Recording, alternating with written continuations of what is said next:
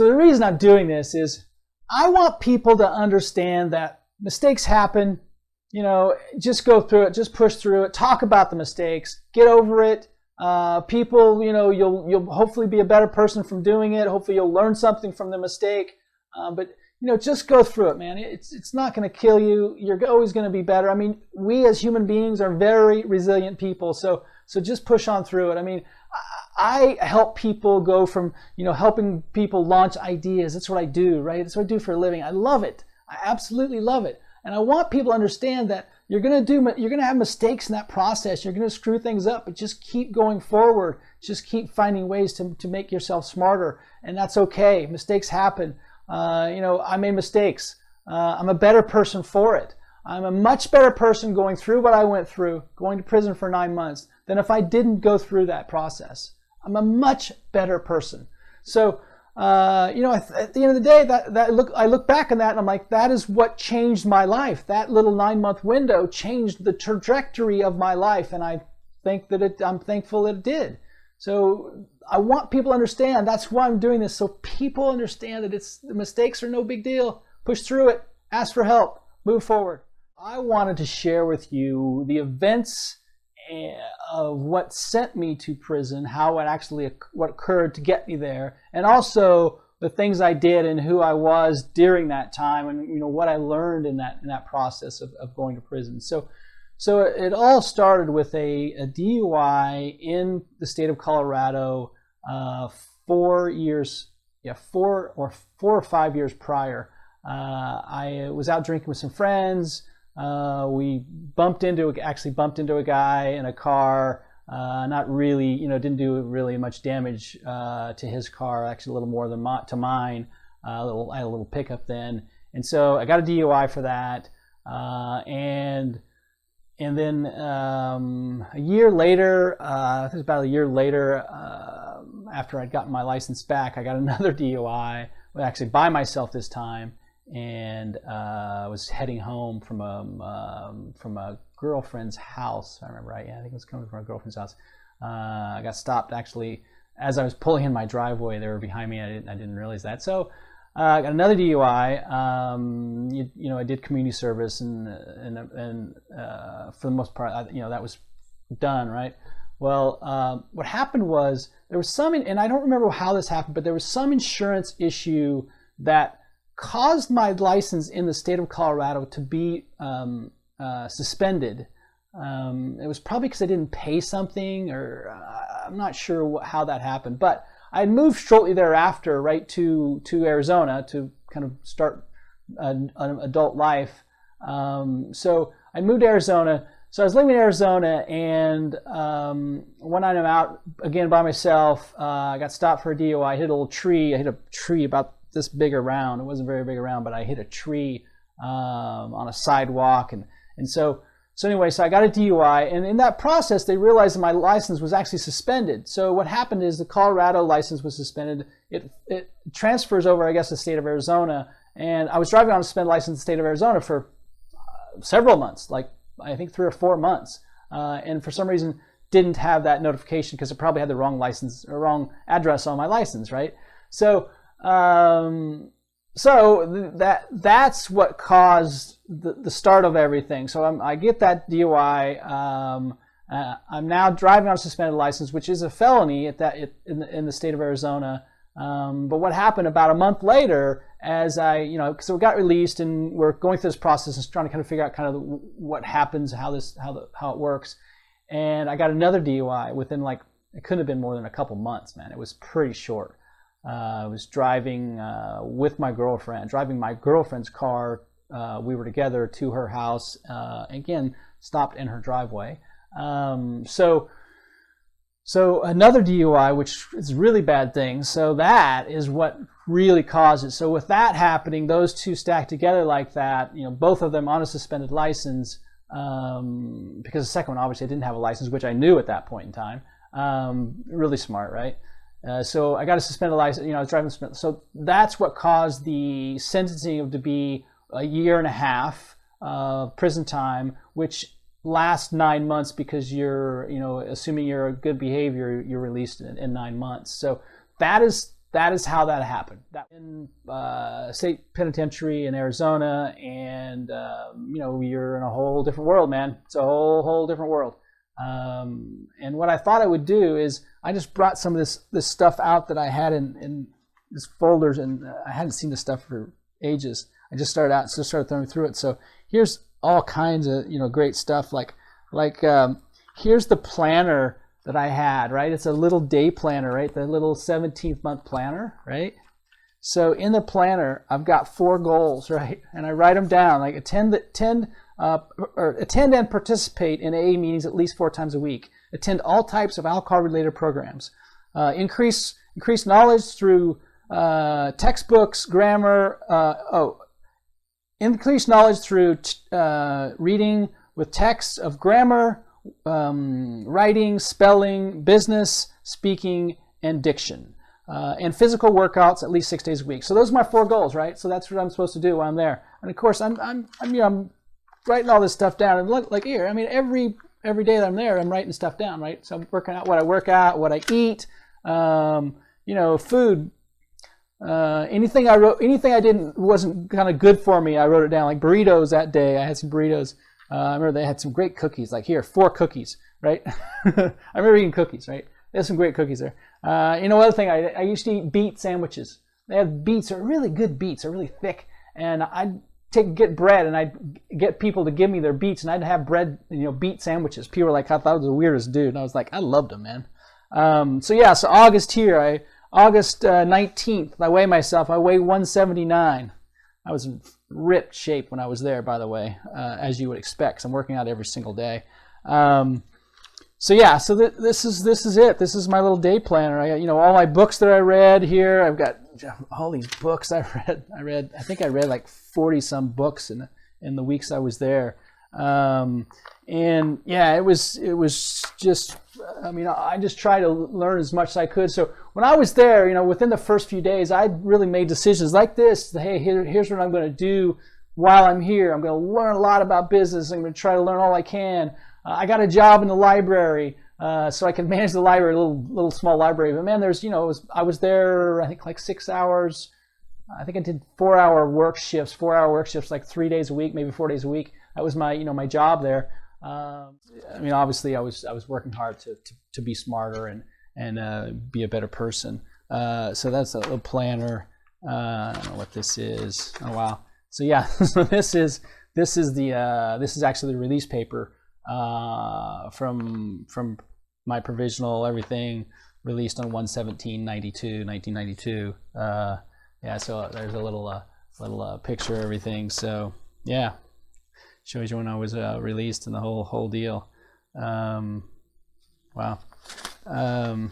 interesting stuff. So yeah, so here's all these, and I wrote a lot. I wrote in journals. So here's like journals I wrote, right? So I'll just pick one. Wow. Here's an interesting one. So on Thursday, December 12th, death is a hard subject to understand. Not death of myself, but death to someone else. Death to someone else is close to you. How you handle it is so different among everyone. I have the feeling I should be depressed, or I should not be able to carry on a normal life. I don't think I should be like that. I should be exactly what that person would want me to be. Carry on with my life and adjust to not having that person around. You don't necessarily have to be like everyone expects you to be. I think there's a traditional mourning period. It is more of an etiquette than a mutual reaction. Than a mutual reaction, at least for me. August 8th, Thursday, August 8th. I went to the parole board today. Wow. So yeah, didn't even remember that. So I went to the parole board today. Sit around and wait. Good experience. What you expect. 3 people firing questions at you. More or less expected to be denied. I've only been here for 4 months, but you always have a chance. I will be approved next time. You realize what they. I will be approved next time. You realize what they want from you.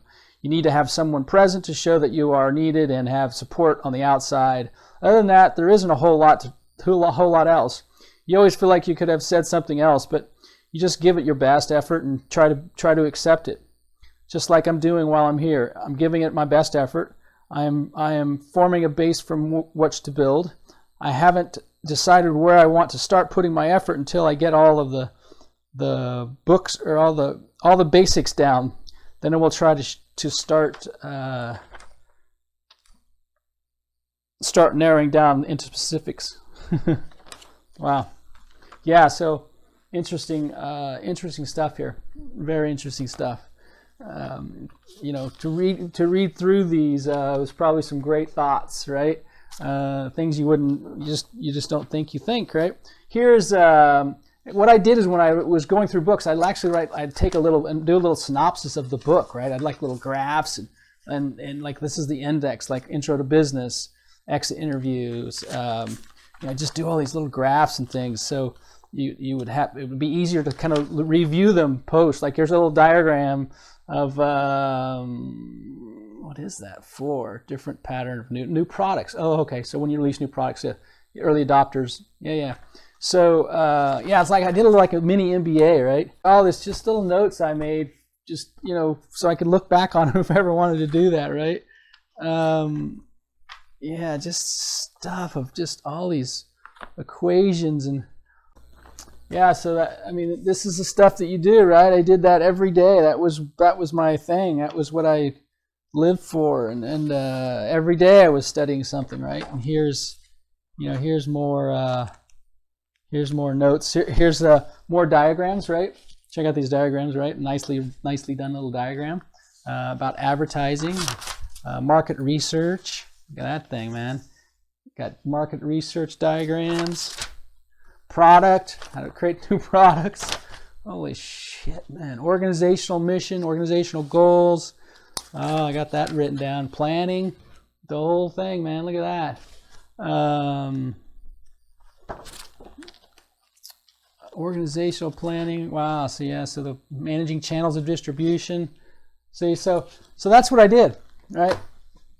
That's it, man. That's all I was doing. I was there, for 9 months, and I went in, and my goal was, as I had my little planner, my goal was to become out smarter or come out better.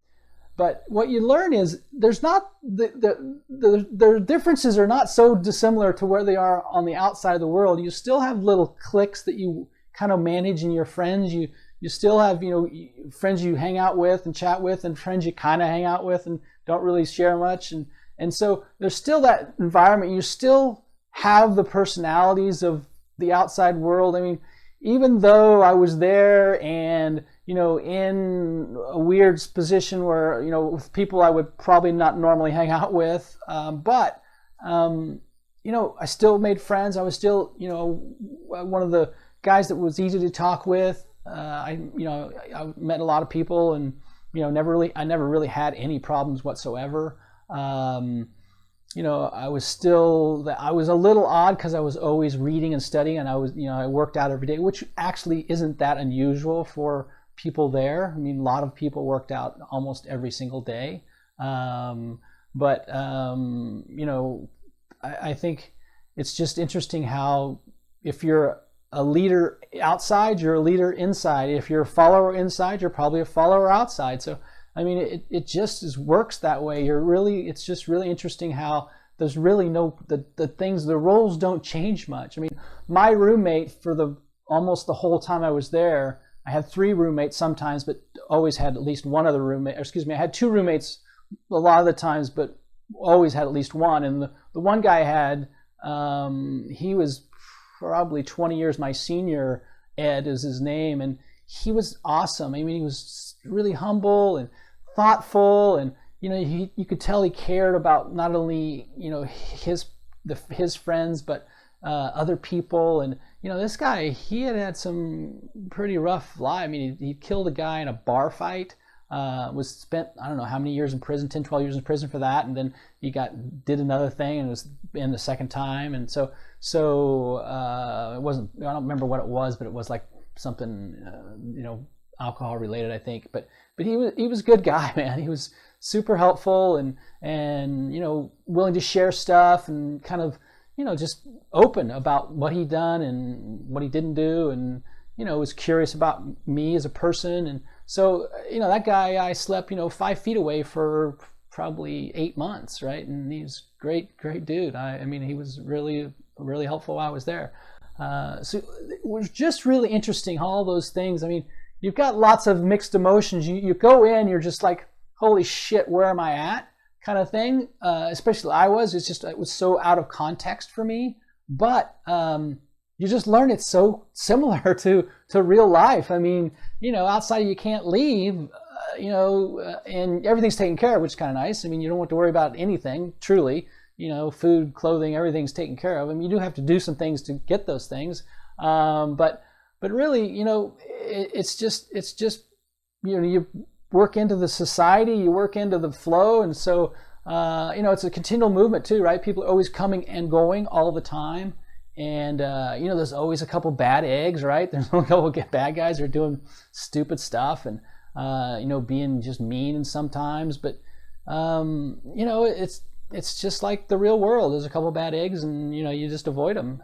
So it was an awesome experience at the end of the day when I walked out of there. The day I walked out, January 17th, 1992. I mean, it's a day that I remember really clearly. I remember walking out that gate. I remember the squeaking gate, and I remember just kind of being there and saying, that's all behind me. I'm not gonna dwell on those past mistakes, and I'm not gonna kind of dwell on my past accomplishments, and just look forward and keep moving it forward and add value to people's lives, and try to be fair always and be humble. So that changed me, obviously, in a good way. So it made me as a very much more stable, I think, person, and really a person understands his own strengths and weaknesses, which I think are super, super critical. I can't say I can't say many bad things about it. I mean, like I said, I wouldn't want people to go through that, but the outcome, the result of doing that was pretty positive, and I think really set me up for success, because it forced me to rethink how I was living, but how I was thinking and how I was treating myself. I've always treated people pretty well, but not as well as I treat them today.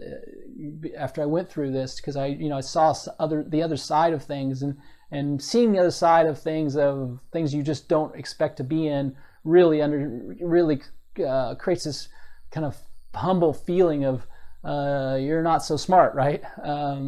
So I can't say enough positive things about the process I went through, and and I will give myself credit for having a really positive attitude, like the planner and doing all this writing, and this stuff is pretty cool stuff. I mean, every day, right? Every day I'm writing my notes down, and I'm tracking what I'm eating and the workouts, and I ran 2.5 miles that day, did 50 abs and 51-minute run. I mean, right? Every day I'm doing stuff, and on my books, and this stuff it's really interesting stuff, right? It's so cool. You can see that stuff there.